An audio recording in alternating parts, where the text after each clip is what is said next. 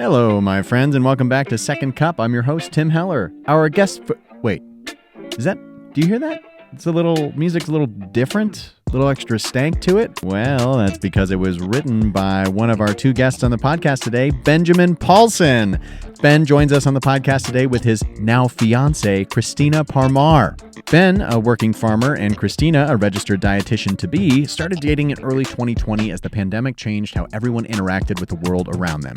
Since this interview, they have gotten freaking engaged, which is amazing, and together they learned how to make the most out of limited options through gardening, cooking, and community. Now the playful pair are planning to build a hybrid agricultural and nutrition education operation near their home in North Carolina. Now, top off your beverage, get comfy, and enjoy this episode of Second Cup with Ben and Christina. Thank you guys so much for making time to come on the show with your busy lives that you have. It's just wonderful to see you in person for the first time, Christina, and Benjamin, your beautiful face after so many years. Haven't aged a day. Tim, thank you so much for having us. We would always make time for you. I've heard so many stories about you, so I'm really excited to all good things. All good start things. our relationship, Of course. Yeah. So, all right. So the Growing Farm is your farm, also the name of your podcast. And I would love to get, just for everybody who doesn't know what y'all are doing, a quick intro from each of you. Just like, I don't know, 30 seconds of like who you are, how you got here, and then we'll dive into everything about the two of you together and all the wonderful things that you're doing. Yeah, cool. Go ahead. You want me to go first? Okay, me first. So I'm Ben. Tim and I actually go way back to middle school. Actually, it's been a long road. But yeah, I'm a musician, and I'm also a working farmer. Right now, I work at a nonprofit, essentially a food bank organization, a Feeding America organization, and I manage their farm operation, which is a 15-acre organic mixed crop farm that we do out here in Raleigh.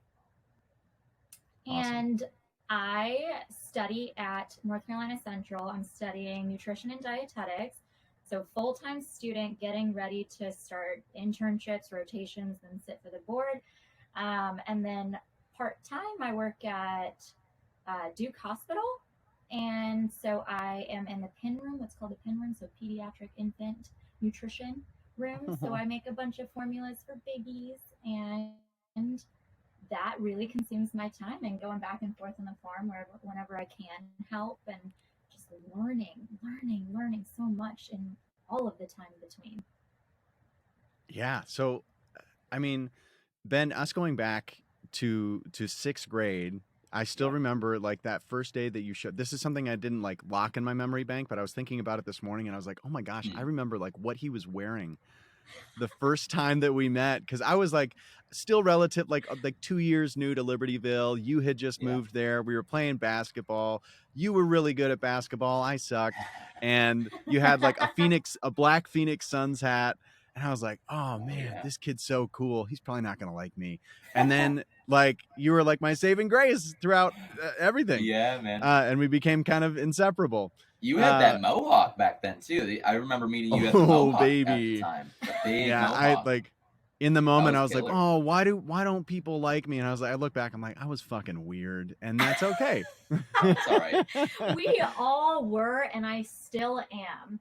I mean, in high school, I tried to get Formal Friday going. You remember that? I would just dress up with a tie. No one else wanted to do it. I just thought it was cool, but clearly not. Yeah, I mean, you committed though for at least a short period of time. yeah, that's right. Oh my goodness, it's so funny to hear these stories too, because I know Libertyville like so well. I pretty much grew up there. She knows Jeff Brown. Jeff Trout. Bound. Well, both. Yeah, Jeff Trout and Jeff Brown. Wow, bless you. Well, I grew up calling him Jeff, and he kept saying Dr. Brown, and I was like, to me, Deebs, Dr. weird. Brown. Yep. Yeah, our choir director. Yeah. Anyways, shout out to Libertyville High School. They're blowing up on TikTok too. They've got their own situation and have a decent sized following. But so let's start, I guess, at the beginning of things, right? So Ben, when I knew you and when we went away to college, you originally went away for composition, right? To Northern Illinois University. Yeah. And just a brilliant musician and a true, I feel, savant of the way. I was just telling Julius, our producer, that like, I'm like, Ben is a freak of nature because he is a percussionist and a singer, and then just decided one day in high school, like, oh, I should probably learn how to play piano. And then he picked up this like super complicated concerto piece, and you're just like, oh, hey man, yeah, I picked this up yesterday. Look what I did. And I was like, fuck you, man. This is right. It's insane. I say that sometimes. I'm like, I cannot stand you because you're just so good at whatever you do. You and my brother, Ben. It's like Kevin with writing and just the random stuff. He'll pick up a guitar and taught himself in college. And I was just like, God damn it. This is, yeah. I have no chance in the world. Except the beauty that it is. That's right. Yeah. But, and I'd love to hear you and have you take it from there in terms of how you found the next steps in your life and listening to this most recent episode of your podcast, The Growing Farm. You can find everywhere you can find Second Cup for podcasts. I'd love to hear just that journey from there, because I feel like it sounds like for both of you, those early years of college or there was a big pivot that you decided you needed to make. And I'd love to dive into that. You want to start first? Yeah. Honestly, there was a big trip that I did, and it was to India. So both of my parents are from India. My mom's entire family still lives there, pretty much. I mean, there's a few here in America, but she's your classic farmer's daughter. And when I made that trip, it impacted me in so many different ways. Relationship-wise, like the human connection, but then also the beauty of the land and the servitude, the life that they just give to this land, and then the food that then gets carried. So I lived there for a month. It was my cousin's wedding. And so got to experience all of that. And when fast forward a few months, after that trip, Ben had played a show with a group of friends that I had connected with from Libertyville, and the Sneezy guys. Oh yeah, true Liberty villains. Yes, for sure. Yeah. And when I met him, the very first conversation we had was about farming, because he just said, oh, I just got off the farm, it probably stinked or something. And I was like, wait, hold up, farm, let's talk about this, because I had just gotten back from this amazing experience, and we talked for hours and hours and hours and hours from the jump. So that chemistry and connection was almost tangible from the start. Yeah, definitely. So, to talk about where the spark came from, India and the whole story behind that, and then meeting him, it almost just seemed like in my head, wow, this guy who plays music is also farming and also is doing a bunch of different things, but he's really intentionally put his career in this direction. He chose this. He chose to live this lifestyle. And I thought that was badass. And I wanted to also have the courage to do that. And through him, he created such a safe space. Him and his friends, created such a safe space for me to just dive into farming. That, for example, when we started dating, there was a farm that he was working at in Wisconsin, and it was COVID. So we had no options to go anywhere, do your typical like movie dates, and we didn't go to our first movie until like 2 years into dating. So it's our first time going to a movie theater. Yeah, and going to that farm, he was like, let's throw you on a tractor and let's start driving. And he taught me how to drive a tractor. And that same day, I bush hogged like an acre for a pig pasture. I know it was so funny. It was, because she likes to go fast too, and so I was like, all right, here's first gear, here you go, take your foot off the clutch, here you go, we're moving, and I was like, okay, and then second gear is you roll a little faster, and she's like, what's the fastest gear? And like, well, that's a road gear. I don't even really put it in fourth gear that much. She's like, let me try, and just like peels out. I was like, okay, all right. And then I got her up like bush hogging this pasture, and this is this was like a pig pasture. So I don't like what pigs do is they create wallows. They root around their noses are like bulldozers. So they really terraform the earth very quickly. Whereas cattle will compact the soil, sheep will do, that type of thing. They'll eat the brush, but pigs really like create these big weird divots and like, so this was an acre of land that was a pig pasture and had been overgrown. So you can't see any of those divots. So you'll be driving and then all of a sudden you're like falling over. And so I was like, I had her do a pass and I was like, cool. All right. You want me to finish this up? And she's like, no, I had it. And she did a full acre of really rough terrain.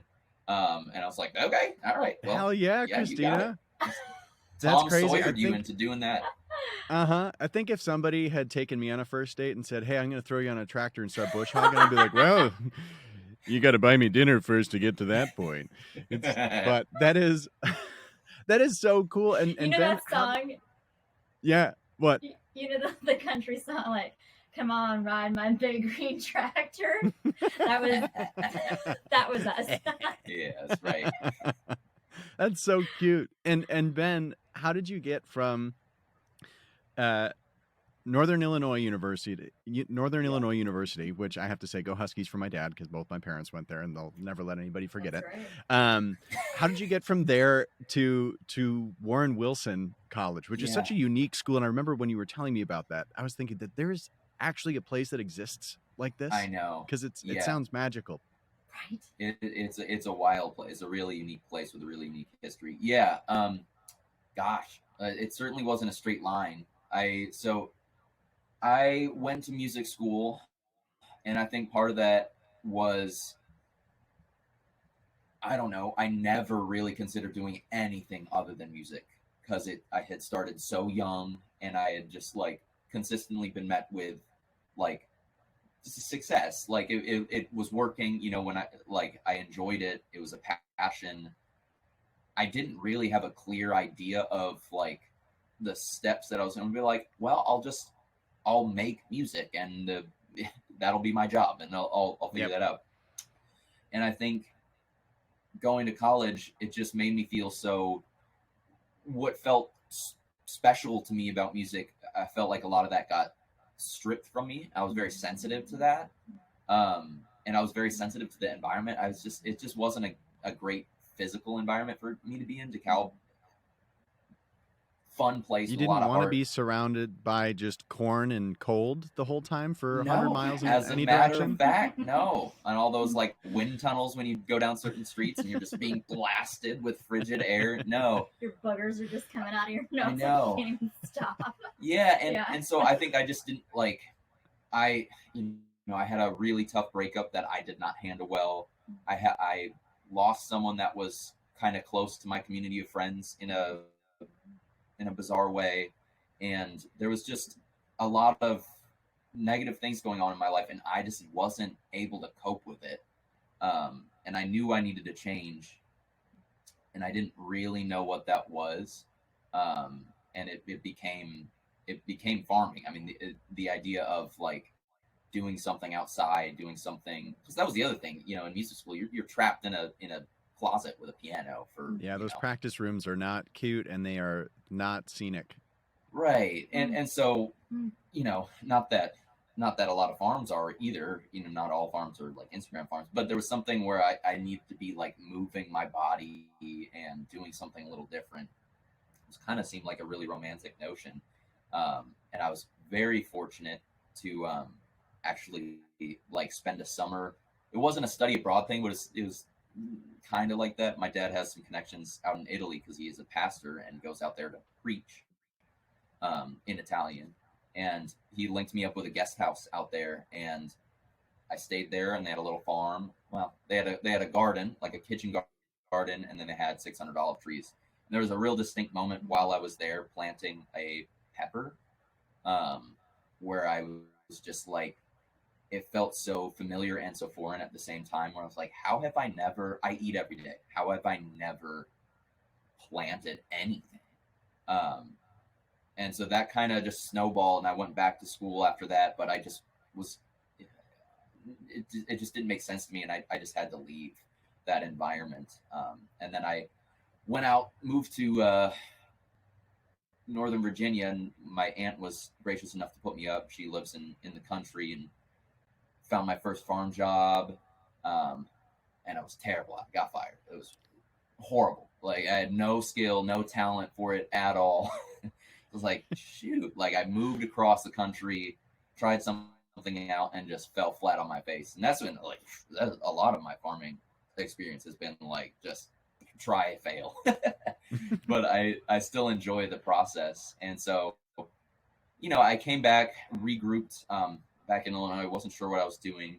I was playing a lot of music, playing in bands regularly, and just kind of making ends meet, doing odd jobs. But I realized I wanted to go back to school, and I wanted to become more scientifically literate. It was something I never prioritized as a student growing up. I didn't prioritize science, I guess. Not that I am a scientist now, but I realized I just wanted some more scientific literacy and a little bit more understanding of the world around me, and realized that I really needed the structure of going back to school to do that. And so I was looking for sustainable agriculture programs, and that's how my dad had done a service project near Warren Wilson College, and I found out through him. So I visited, landed on campus, and it's gorgeous, bucolic campus in the hills of just outside of Asheville, and there's cows everywhere, and students working gardens and everything. I was like, what is this place? And as soon as I was there, I was like, okay, I've never felt more of a home-like connection to anywhere. So that's what landed me there. That's amazing. And with what you learned at Warren Wilson, I mean, when you described it to me, it sounded like almost like a living, working co-op, but in a university setting where everybody has their own jobs on campus, and the blacksmithing students are building all the railings that are going up and repairing things. And you organized a composting project, or I remember you said that you were working in the compost area and you organized like a reuse. And I think you mentioned in your episode, you organized like a kind of, when people are moving out, throw your stuff in this bin, we'll repurpose, reuse it. Yeah. Basically, worked on the crew that handled all solid waste, trash, recycling, composting, reusables, surplus furniture. Literally, like, we had the dumpsters, and we were hardcore about it too, because we had the process was we would actually open up every single bag of trash, basically, that would come down. We'd open it up and make sure there wasn't something that should be recyclable in there. Wow. We would go and recycle it. So it was kind of crazy.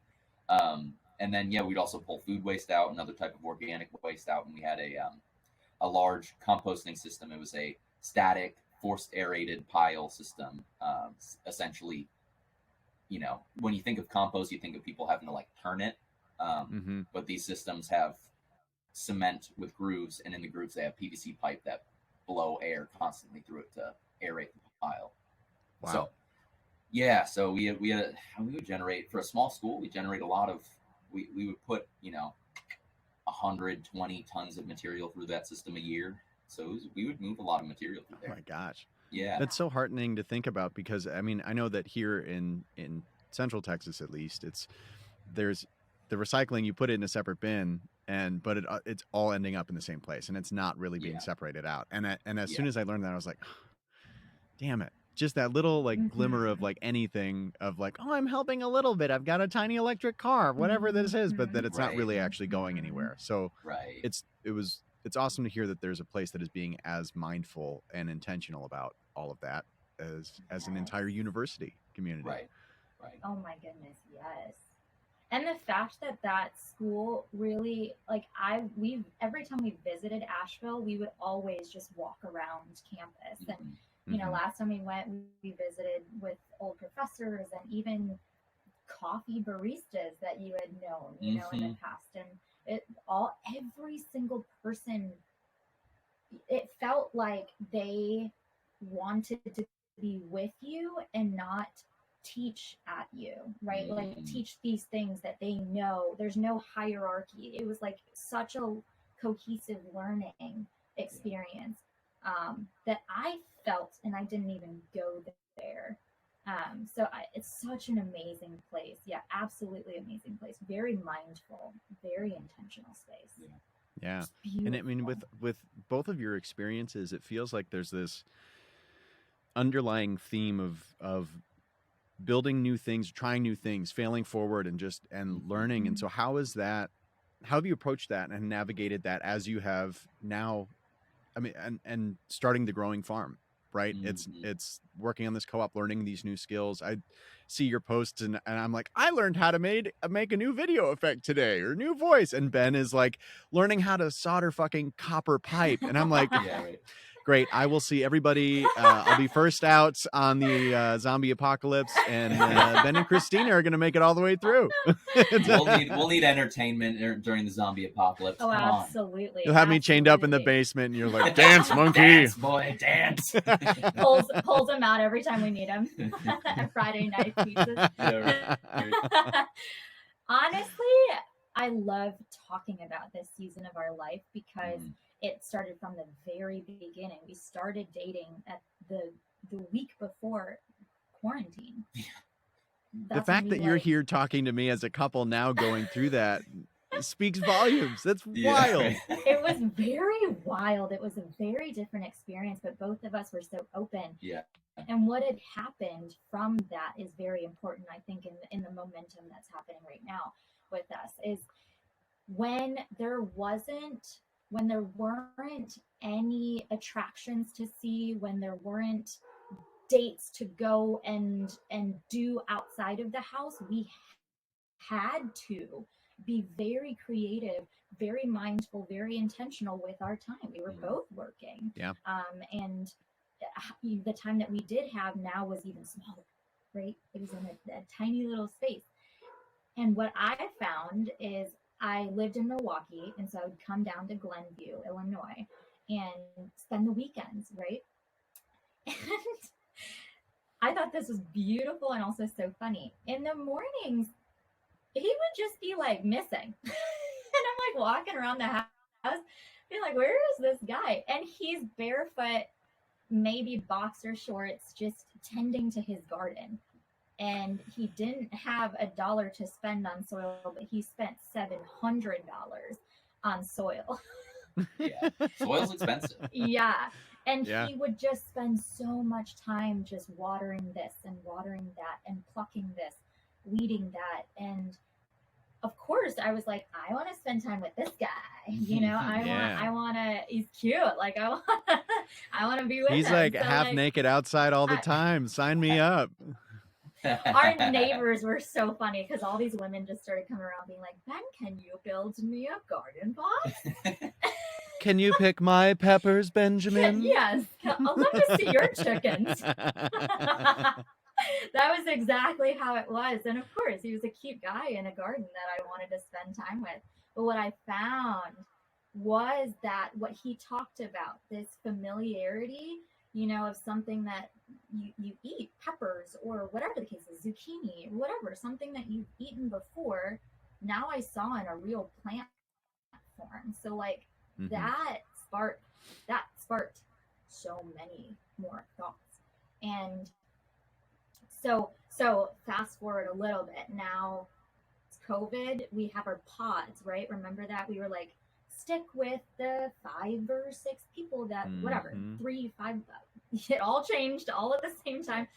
Stick with your people.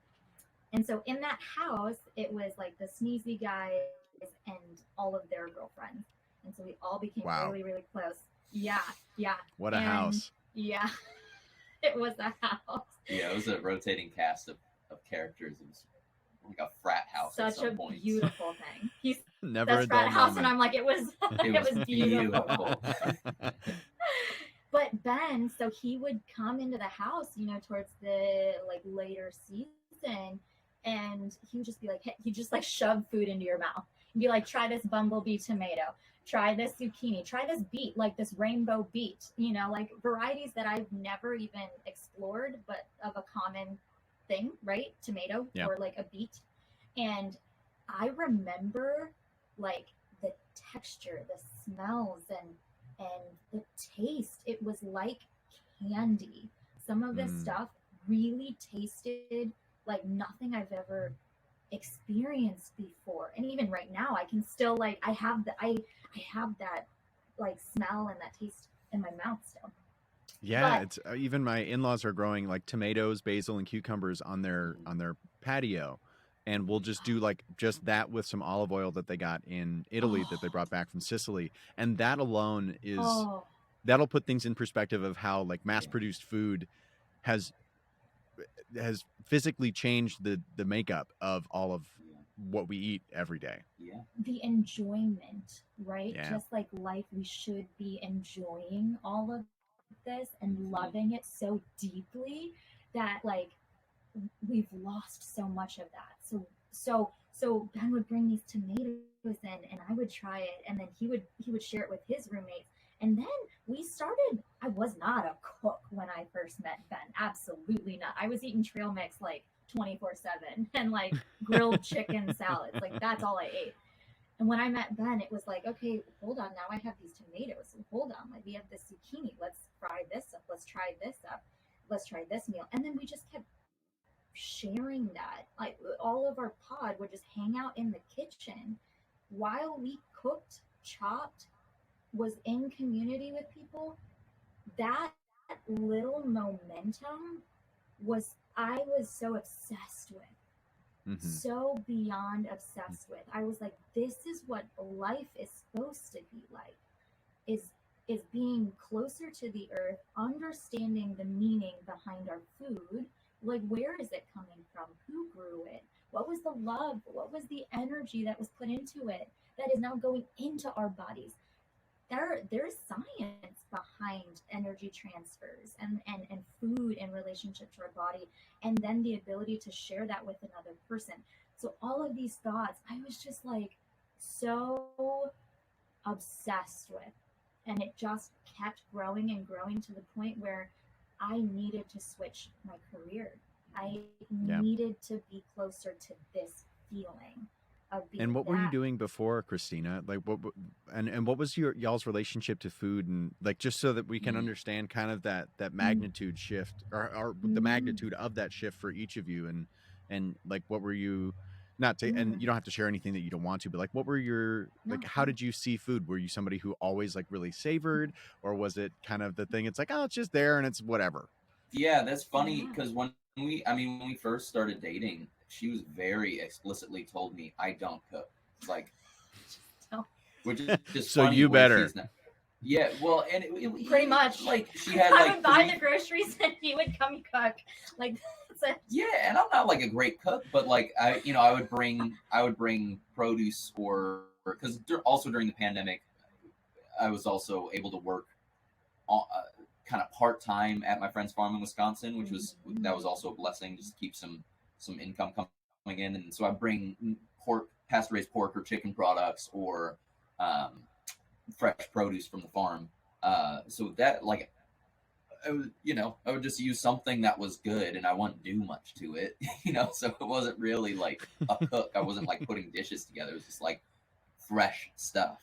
This is what I have, and it's all fresh, Yes, and so it tastes good. right, and then Yep. she over the, gosh, I mean, like it, you shifted so much in terms of becoming like really obsessed with cooking and eating and food. You know what? The interesting difference that I'm thinking of right now Mm. is like the stuff I bought from the grocery store were your typical mass manufactured fruits and vegetables. So of course, like I could cook and it just wouldn't be that great. But when you understand the quality of the ingredients that you're cooking with, it's a whole heck of a lot easier to be an Mhm. amazing chef. Mhm.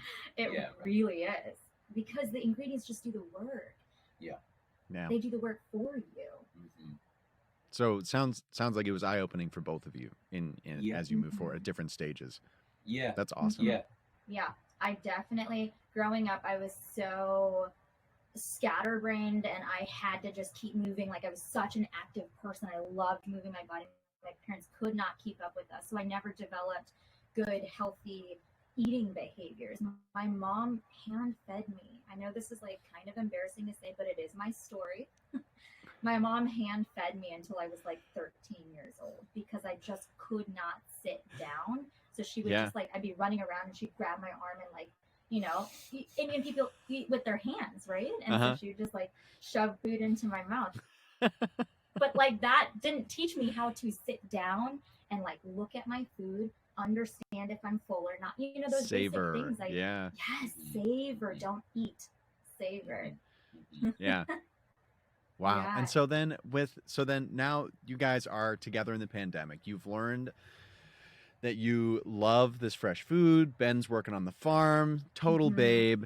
And then you guys decide what brings you back to North Carolina and the inciting incident of the growing farm. How did you start this? And if people listening haven't already started following, you need to, because it's aesthetically pleasing, but it's also really cool to see two millennials working on a farm and making, and like you get a real insight of what it takes in all of this and everything associated with it.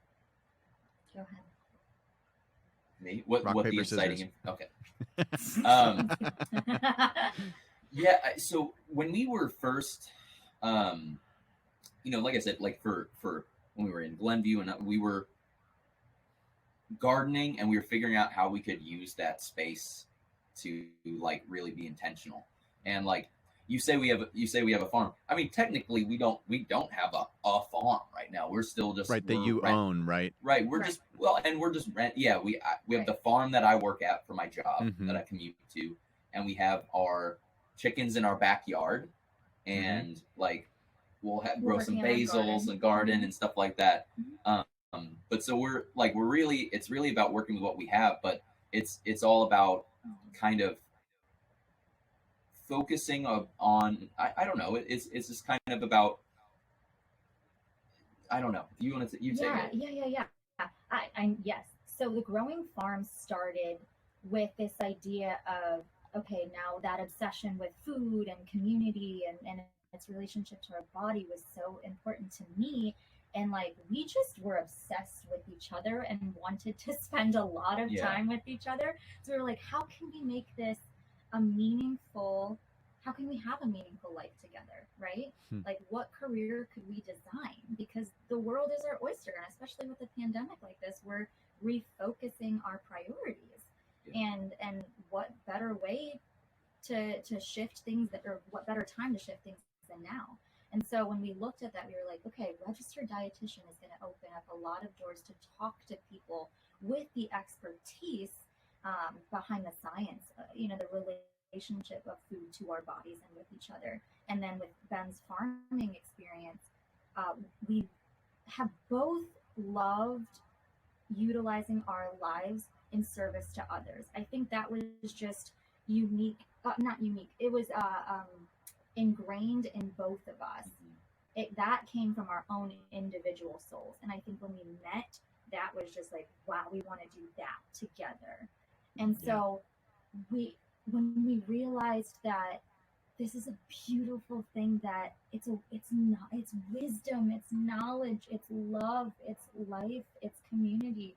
How can we just expose that a little bit more, utilizing our lives for others? Because it is very easy to get distracted with career, climbing up the ladder and making X amount of dollars, achieving a certain amount of success, right? And sometimes that fogged my brain. I was in sales. You had asked that question and I didn't answer it. I was in sales for a number of years. And so I thought that was, society told me like that was success, that was beauty, that was living life, so that one day I could retire and enjoy and take a deep breath. I wanted to do that now.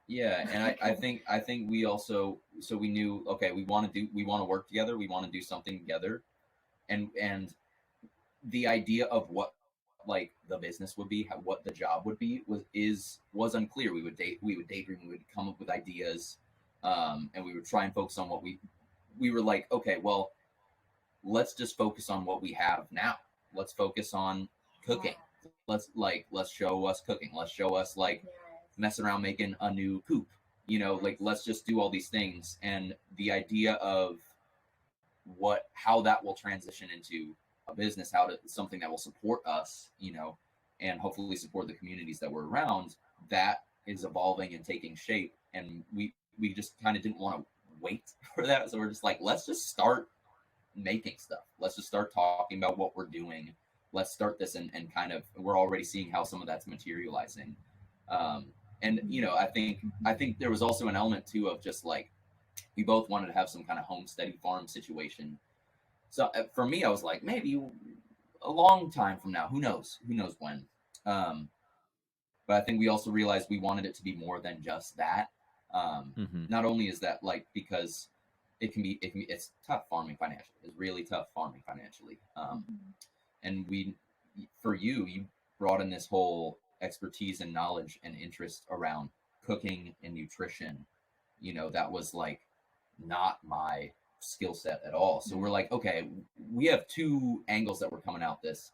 How are we going to turn this into something? So it's very much an evolving idea of something that we want to do together. And the last thing to add, I think, onto this is we will never, ever, because the more you dive into something, the more you realize you know nothing about it. Or maybe just a fraction. Say that again for everybody, because I think I need to hear that again. People in the back. Oh, yeah. Yes.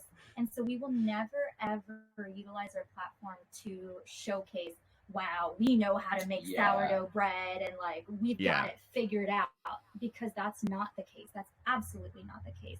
So how can we utilize our lives to create that safe space for people to come see, come experience, come be with, have conversations about growing? Like, it's not just growing plants, it's not just growing livestock, it's not just about the tangible logistics of a farming romantic life. That's not what it's about. It's about growing and developing in the goals that you have. Obviously getting closer and more mindful with the earth, because it absolutely is the vital aspect of our existence. Without food, without breakfast, you're like cranky, right? It says without food, like we would not be able to function. So we do have to shift that. So how can we create the safe space where people can just have conversations in this environment? That's beautiful.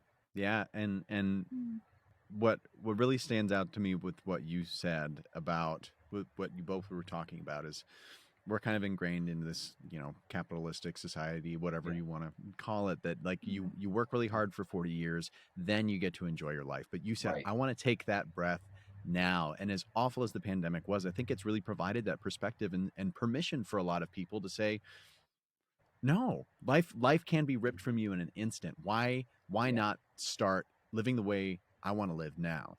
And I'm very easily distracted by big shiny things. And something recently came up as like a proposition that's not even like written in stone yet, that would provide kind of like a really cool opportunity for a different direction that my business is growing.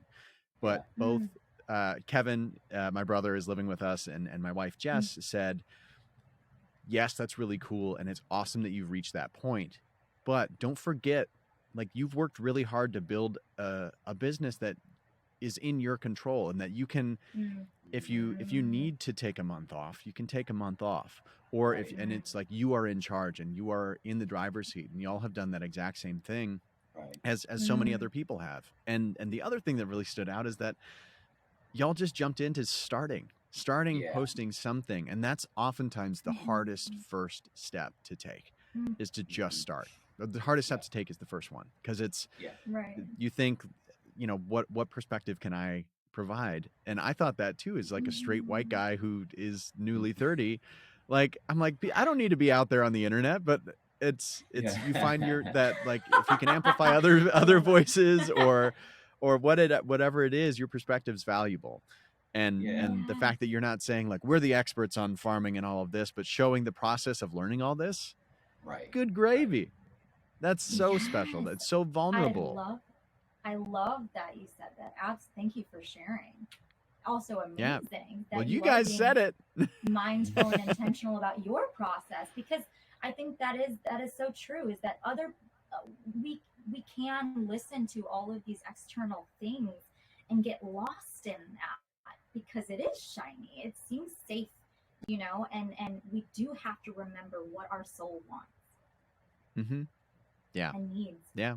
And it's not always easy to hear it or to feel it or what it's communicating. But I think older you get, the more in tune you become, hopefully. Yeah. So what do you all feel like is the future of the Growing Farm, both as like the podcast, the content, the actual farm itself? What are your goals, like big picture down the line? Big picture. What do you see? Right now, what we see like beautiful pasture in a space where you just only hear nature. You only hear the sounds of nature. And we see, I'll speak on my end, and then you can definitely add your bit. But I see families, and I see schools, and I see organizations. I see like felons entering into our space and being able to grow and develop skills that they can carry outside of the space that we create. I see momentum coming from that, but I think first and foremost, the immediate sight is on how do we get into that space and then utilize those nights, those long nights and those weekends where we're building picnic tables, where we're building a barn that we can take a group. It's a bit of agritourism, right? So we take a group of let's say third graders and like come on a field trip to our backyard, right? And it's acres. And let's just do jumping jacks around the spinach field, or like let's run around and play tag in the sweet potato fields. Can you use this, garden tool to do this? Let's get those tangible, like physical aspects just moving. And then let's harvest this. Let's take it to the barn. Let's process, let's wash it. Let's cook with it. And then let's sit down and talk about what are the magical, like scientific magical aspects of this food that really change how our behavior is, really change how we can use this for energy, or we can use this for, for muscle building. We can use this for, whatever goal that a third grader would have, or a whatever. And they can carry that and say that they visited a farm and see us around town and stuff like that. But prison reform too, I think is a long term aspiration that we really want to be able to utilize. We want to have eventually some kind of jobs program for folks coming out of the carceral system, right? I think that's valuable, and obviously that'll be small. We'd be a small operation probably, so it wouldn't be like hundreds of people or anything, but focus on individual rehabilitation and rehabilitate, just providing opportunities for folks that historically and typically get denied a lot of opportunities. So I think that's part of it. I think like she said, I think we want to do some kind of hybrid agritourism, nutrition education, and ag education, and then also we want to have some level of a functioning operation as a farm as well. So there's certainly styles of ag that I want to implement more that I haven't felt like I've been able to explore as much. I really want to do more pastured livestock, crop rotational, regenerative ag style things that I've done in bits and pieces, and then in really small scales, but be able to do that a little bit more. We want to have an egg laying operation. Christina really wants cattle, and I don't know much. I've never really worked with cattle. I've milked a cow a couple times, so she really wants cattle. So we're gonna have to figure that out. I told her. So you're gonna have to learn soon, Ben. Well, no. What I said is like I will be the head of all operations, and then you can be the cow boss. You can be the cattle boss. So something where we're doing mixed vegetable production, and pasture-raised livestock on some kind of scale where it's enough for us. It's, you know, somewhere in between a homestead and a small farm, and then some level of education being a really important part. Education and outreach. And I know we're taking up too much time on this topic, but No. you know, it's so hard to host events at a typical farm that is a production farm. So we want to be able to bridge that, be that in between people and food. So we're not going to be at a production scale. I don't think we have goals in that direction. Right. But can we provide that space where they can maybe experience, you know, what a farm kind of will feel like at a small scale, where there is going to be both livestock and vegetable production. Providing that accessible entry level, kind of like this is kind of almost what a farm looks like in a storybook, but this is actually what it does, and you can do this. This is where we start. You'll have this documentation of all of your journey to say, like, hey, you can actually do this, and it's really good for you and the community. Yeah. Exactly. Yeah. That's awesome. Well, Ben and Christina, thank y'all so much for coming on. This is like, my heart feels so full. Like just being able to Ben reconnect and talk like we did, like I can't believe it's already been 2 months, but it just catch up like we have, and Christina, to hear how lovely you are from Ben and to just experience that firsthand. It's been awesome. And I just look forward to being even a peripheral part of y'all's lives as you move forward. And I hope it becomes more and more often that we get to catch up and talk and either do this or outside of this. Absolutely. But I think what you're doing is so important and so special and unique. And I really hope that everybody listening or watching wherever they're consuming this follows you guys and just gets curious, because because I sure as hell am. I love seeing what you're doing. But before I cut you loose, I have a couple of quick fire questions for both of you. We're in the hot seat. I feel you're in the hot seat. We'll go Christina will answer first and Ben will answer second, or if you guys want to fight it out, we can do that too. All right, just quick top of mind 1 to 2 word answers if you can. Okay. What's a nickname that you had as a kid, either from friends or parents? Kitty or Tuna? That's right. Yeah. I know. People just called me by my last name a lot, Paulson, or Trevor Seitz used to call me Beeps. Beeps. Cool. I remember some people calling you Ben Jammin. People still do that to me. You mean like Ben Jammin? That's everyone's first go-to. And you're like, oh yeah, that's really fucking clever. Who inspires you right now? Ooh, that's a good question. She does. I feel like this is so cheesy. I know. Each other, but oh my gosh, she is not taking your directions. Overthinking it. Ready? 3, 2, 1. Benjamin. Nailed it. There it is. That was so bad. I'm sorry.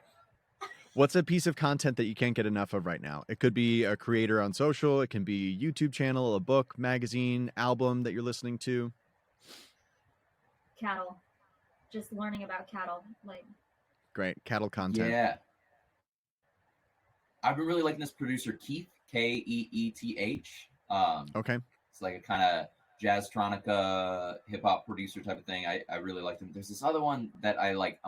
Can picture the album cover that I'm completely blanking on right now. So I won't be able to give it to you. All right.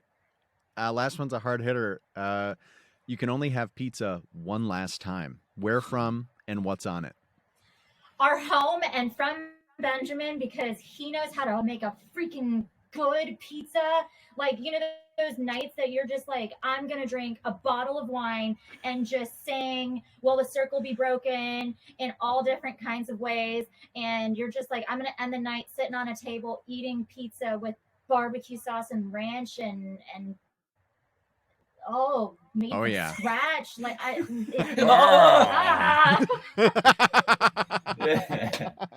That'll be the name of the wood-fired pizza joint on your property down the line. It's just gonna be called. It'll just be an emoji. Yeah, right. Can't be any words. Yeah, I can't top that. I concur. Yeah, I wouldn't Ben makes advise a you good to. pizza. Well, where can everybody find y'all? And we'll include all this in the episode notes too, but where can people keep up to date with what you're doing? Yes. Instagram and Spotify are the two best ways to hear about the journey and see about the journey. We're also just about anywhere you get podcasts. If you're an Apple podcast or a Google, I think our RSS feed just goes out to like all the big ones. So, and amazing. It's at The Growing Farm. At The Growing Farm. Yep. Easy peasy. Awesome. Y'all, thank you so much for doing this. And I'm really looking forward to keeping track and the next time we get to hang out again. Yeah, oh my absolutely. goodness, Tim, thank you so much for your time. Yeah, my pleasure. Thank you so much for listening to this episode of Second Cup with my friends Ben and Christina. To keep up with everything they have going on at The Growing Farm, you can follow them on Instagram at The Growing Farm. There you will also find the link to their podcast of the same name, The Growing Farm. And I really, really recommend you listening to this because I think this is such a unique journey that these two are on, and they're approaching it from such a tender, vulnerable, and authentic way. To the Second Cup fam, Sarang Sharma and Auberth Bursey with Arai Productions in New York City, and my producers, Julia Shepard-Morgan and Tara Seuss. Thank you all so much for all the hard work that you put into the show to make it what it is and what it's going to be down the line. If you enjoyed today's episode or any of the previous ones, please remember to like, subscribe, follow, comment, all of that good stuff. It really helps boost our numbers and our visibility. Stay tuned to the next episode of Second Cup for another incredible conversation with somebody really cool. Toodle-doo!